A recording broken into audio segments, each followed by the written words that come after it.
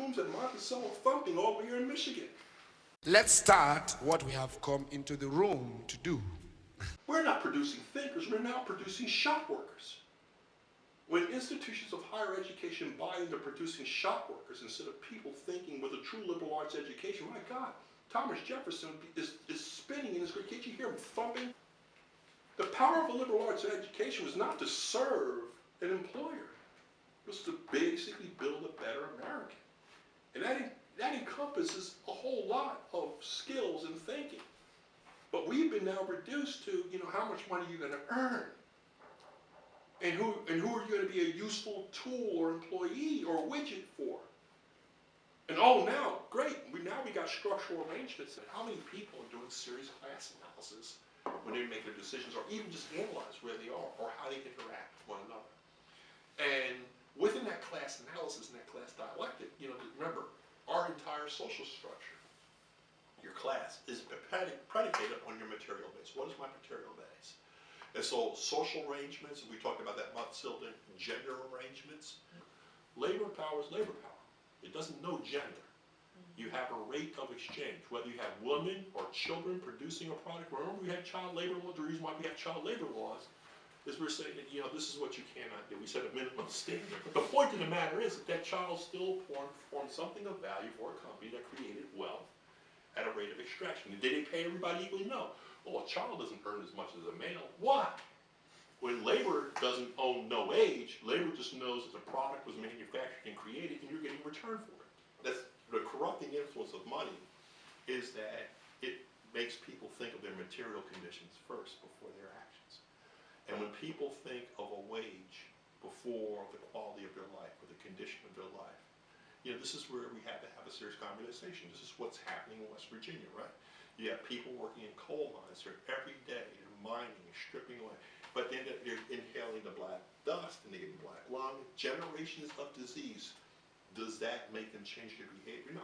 What happens is that they create a mythos and an ethos around why they're doing what they're doing. They create some fake theory of heroism and labor for the company. But the Peabody coal and Massey coal, these guys don't give two hoots about these people. And more importantly, when it comes to even fighting or working to act politically in their interests, these companies make it clear.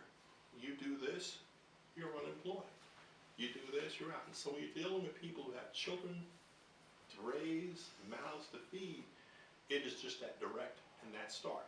In some cases, in the cases of the South, it's social ostracization. If you fraternize with black people or fraternize with Hispanic people, it's one of the codes of racism, right? You break the mud sill, right? Part of the mud sill theory is that fraternization, and it does a couple of things. It keeps you from connecting. That's one of the big things about these. It keeps you from connecting with others, because at the point in which you connect with others, and you create what I call the water cooler effect, where people start to talk about the sharing.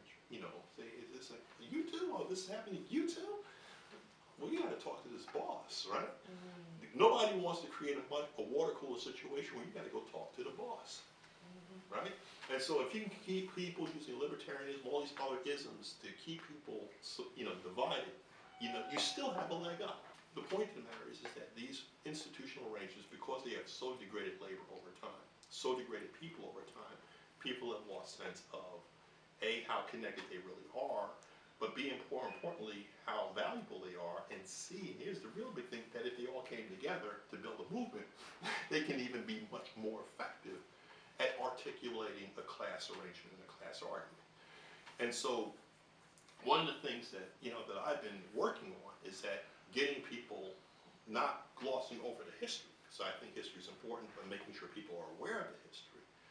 But that being said, knowing, once you have that awareness and the need of and the understanding of class consciousness by which you can connect with a person regardless of whether they're black, white, blue, green, the point of the matter is that you're all in this together. So the big conversation on environmental justice, climate justice, is that it's about power. Environmental justice, at the micro level, we're dealing with race-skewed public policies toward ethnic groups. Climate justice right now, it's basically the carbon industry against the world. And my point, and the big leap, is that you can now see that the same enemy that's benefiting and profiting from environmental injustice is the same entities and parcel of the same entities and the same power arrangement that's profiting from climate injustice that's putting our entire species, in the risk and in peril. And so the thing at the end of the day is that how do we build new models of social organization, social interaction? How do we transcend this stuff? And this is why millennials, in my opinion, are greatest hope. I look at my daughters.